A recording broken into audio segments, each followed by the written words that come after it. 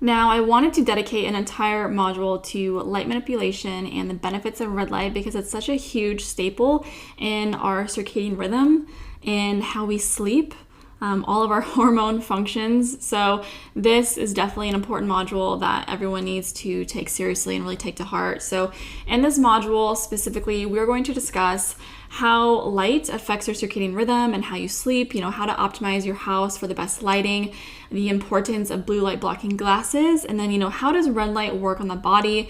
Is it legit? The benefits of red light and the red light devices we recommend. Now, the first thing I want to get into is your circadian rhythm. Now, when it comes to your circadian rhythm, we operate on a 24-hour endogenous cycle. So when we're looking at our circadian rhythm, it operates on a 24-hour cycle. Now, based off that cycle, our body, our hypothalamus and other parts of our body are taking in information all the time. Now, the key pieces of information that our body focuses on to know what time it is food and light. So these two together tell our body, when it's morning, when it's time to wind down. And if you are giving your body the wrong information through intermittent fasting, through, light pollution, because we do live in a digital era, so we are just surrounded by artificial light that should not be on when it is. Now, this artificial light and meal timings and intermittent fasting and, staying up till 2 a.m., working, all of these things are kind of sending your entire clock just out of friggin' whack. It doesn't know what to do. It's not a perfect circle. It turns into this weird scribbly thing, because how is your body supposed to act normally when you're not giving it the right information? So the important thing is make sure you are sticking to a routine, because that gives your body the best chance to reach homeostasis. So reaching normality, getting back to that baseline. Now, based off this 24-hour endogenous cycle, these, pieces of information, so food and light, this acts, within the body. So light goes through your retina to your hypothalamus, and that is kind of the first line of defense that starts a chain reaction within your body, signaling your hormones when to release. Now, your hormones are incredibly important with the functions of your body, because certain hormones control hunger levels, they control cortisol, they control your glucose stores, everything that plays a huge role in how your body functions. Now, based off the information I just told you with how it controls all of these hormones like hunger, satiety, that in itself can play with your metabolism and metabolic dysfunction, so how easily you lose or gain weight.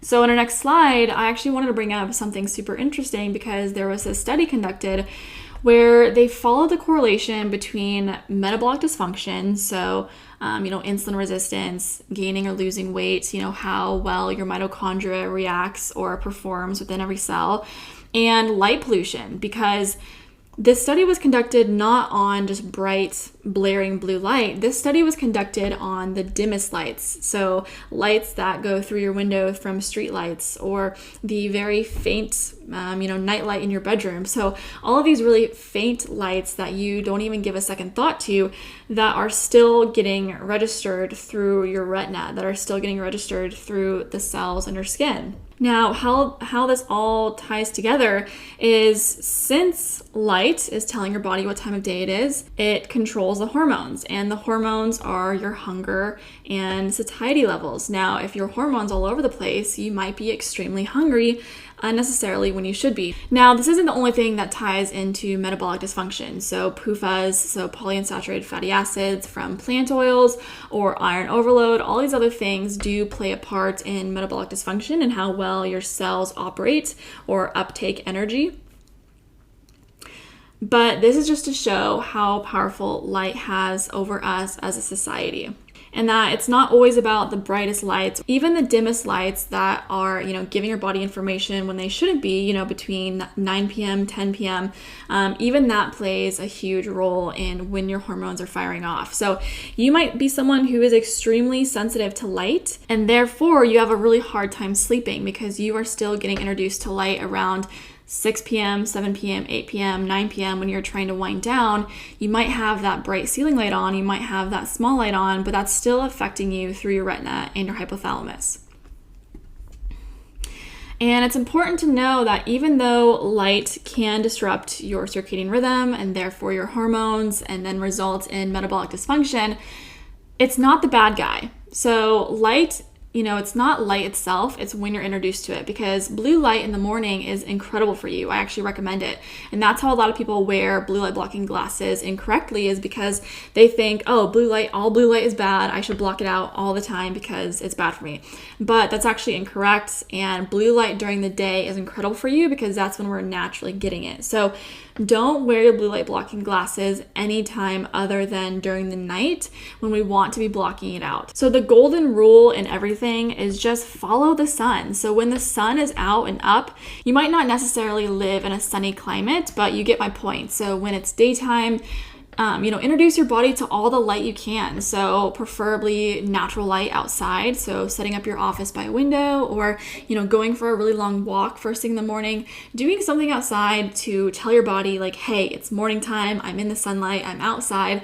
I'm getting these lumens, and really strengthening that bond with what time of day it is. And then when the sun goes down, then just turn all your lights off, use a warmer light. Now, when it comes to picking what kind of light fixtures you want in the evening, think of mimicking a fire when choosing your nighttime light. So dim, orange, or perhaps red, kind of glowy, nothing too shocking to your system. This is a perfect way to make sure your body is getting the correct information and you're not kind of shocking it. You're not sending it these wrong signals where it's, 10 p.m., but since you're on your phone or your laptop, or let's say you have these bright modern LED lights in your ceilings and it's just, the entire place is just lit up. How are you supposed to fall asleep with that? How is your body supposed to know it's not high noon with all of these lights above your head? It's not going to know, because your perception of reality doesn't tell your body what's going on. It's the variables that get absorbed through your other senses that you have no conscious control over. So light protocols. Now, to kind of summarize everything I just said, when the sun comes up, get outside. Get outside, go for a walk, get some direct sunlight. And then if you are someone who works in the morning, make sure your office is by a bright window. So even though blue light has a time and place, natural is always better than artificial. So if you're someone who goes to an office and you have all these bright ceiling lights, those are artificial blue lights.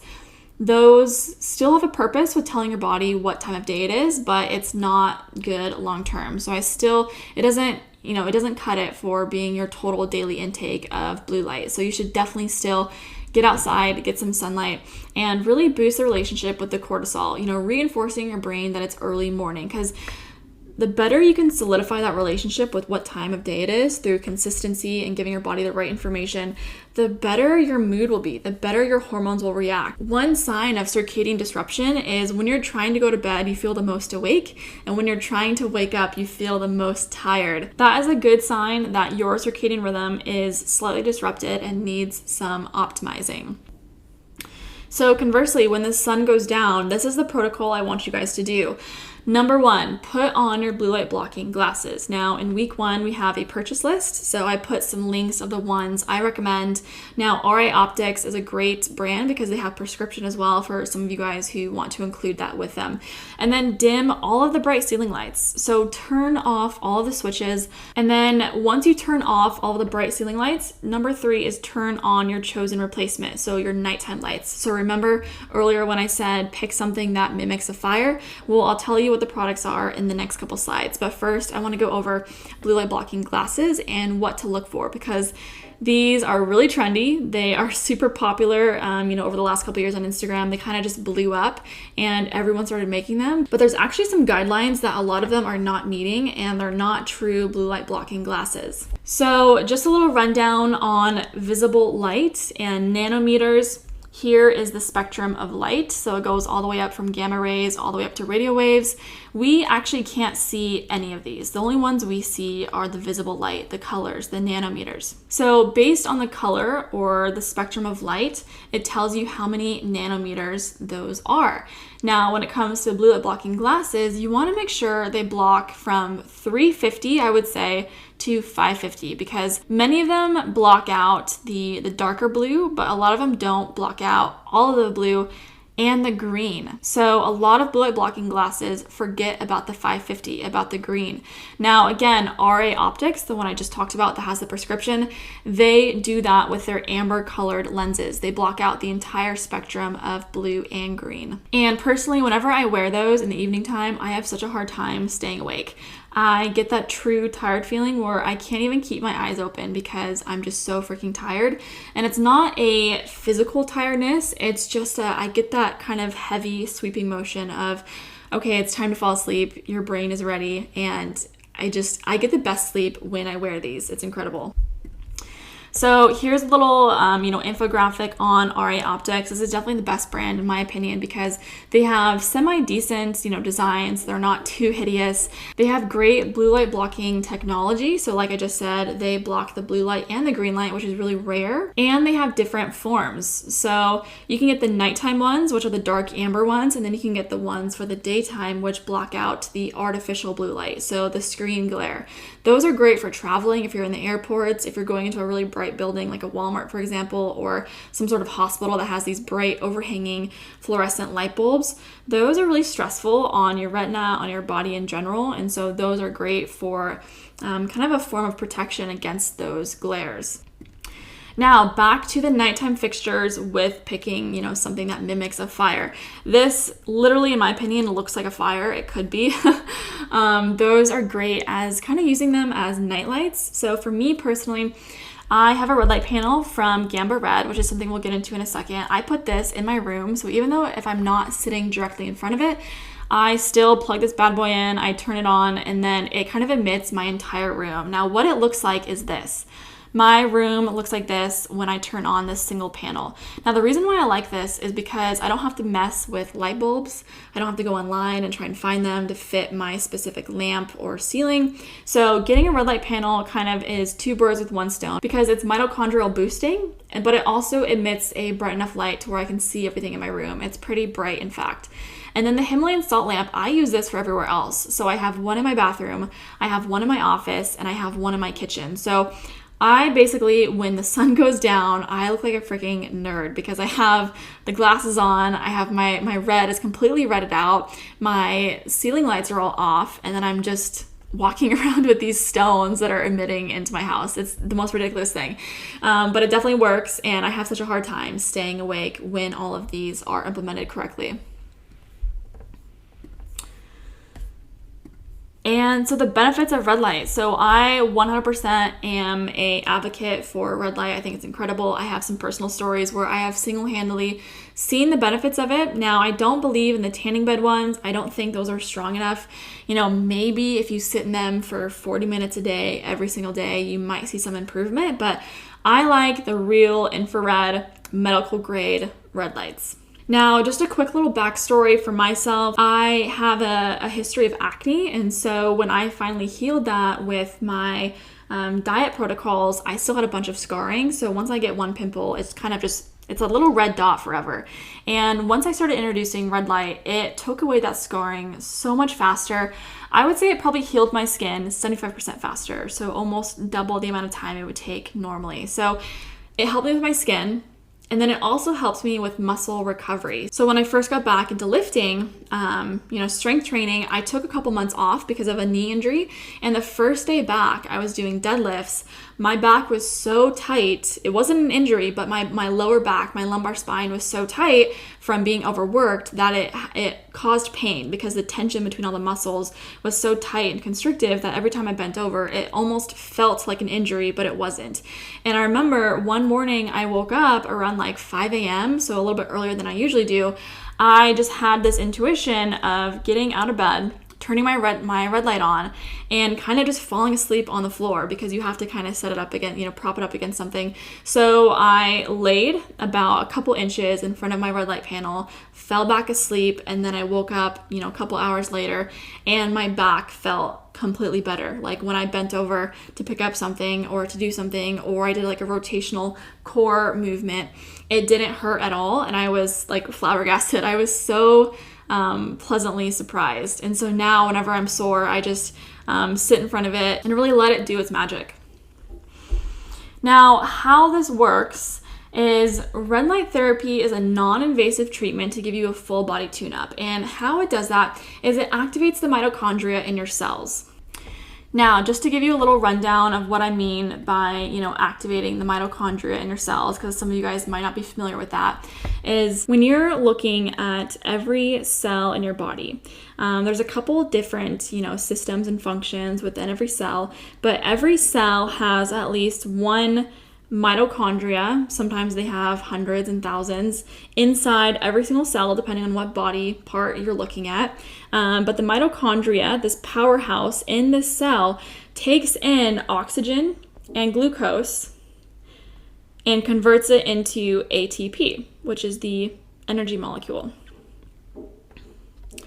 So if the function of the mitochondria is bogged down by, let's say, iron overload, PUFAs, things that have been known to slow down your mitochondria, then you're not going to create energy like you used to. You're not going to create energy as efficiently as you can. Now, this can run into issues because let's say you have, your mitochondria in every cell and they're not working properly. If those cells, you have trillions of cells. I'm not going to draw all of them, but let's say all of these cells that are in your skin or liver starts, not acting as efficiently, then these things as a collective are not going to start working efficiently, because how can you have great skin? How can you have a great detoxing liver if every cell in that body part is not working properly? It just doesn't happen like that. And so what the red light therapy does is it activates the mitochondria in every single one of those cells, and therefore it gives you a better liver, a better skin, just for example. So it helps your body get, it gives you a full body tune-up because it starts on a cellular level. And where red light originally, comes from is mimicking the sun. So the sun has many different, rays of light, and some of those are UV, which you can't see, and then some of those are red light, which you can see, and they have benefits. So red light has benefits, and it normally comes from the sun, but in a red light panel, it basically eliminates the UV and only gives you red light. And I recommend following, again, the pattern of the sun. So I recommend doing a red light therapy session for around 10 to 15 minutes. If you get a really good high grade quality one, a medical grade one, that's all you really need. And I would say about twice a day. So one time in the morning and then one time in the evening. So naturally when you would get red light is from a sunrise or from a sunset. That's where you get that kind of red light ambience from. And this is when I do it. So I do around 10 minutes in the morning and then I do 10 minutes in the evening as kind of my morning and evening routine. And going back to the nanometers, so all spectrum of light falls on this specific measurement. So just like how blue light blocking glasses are in, the 350 to 550 range, so is red light. And you can see by the correlation of color. So red light specifically is around 600 nanometers, and then near infrared is around 800 nanometers. And you can see this on this diaphragm because it's around 600 to 700, which would make sense because this is within the visible light, so we can physically see this. And then infrared, you actually can't see that. It's out of our visible light. It's out of that spectrum. But it would be around 800 nanometers, which is a step above this one. Now, getting into the nitty-gritty about this, basically the benefits of red light are more surface level, so they don't generate heat, but it does increase energy stores in the cell, just like I said with the mitochondria. And it improves skin, complexion, and collagen density. It encourages tissue repair and regeneration. It aids with hair loss, acne, and scarring. So if you're someone who has hair loss, I definitely recommend taking vitamin E as a supplement and then, popping this right in your head, right in your scalp, and sitting, doing that every day for a couple months, and that should help with hair loss. And then it's also visible. So red light is visible. It's at 600 nanometers. Near infrared is a little bit deeper, so we can't actually see this, but this helps you improve sleep. It de-stresses you, it aids with sore muscles, weight loss, and pain relief. So near infrared is great because that's what I was talking about with my muscle soreness. Now, it's kind of interesting because each story I have kind of showcases how powerful each one of these functions are. So red light really helps with your skin. It did with my, acne scarring, and then near infrared helped with my muscle soreness. So it helped those tissues, that muscle tissue, repair by a cellular level by activating the mitochondria. So really uptaking that energy and outtaking the ATP.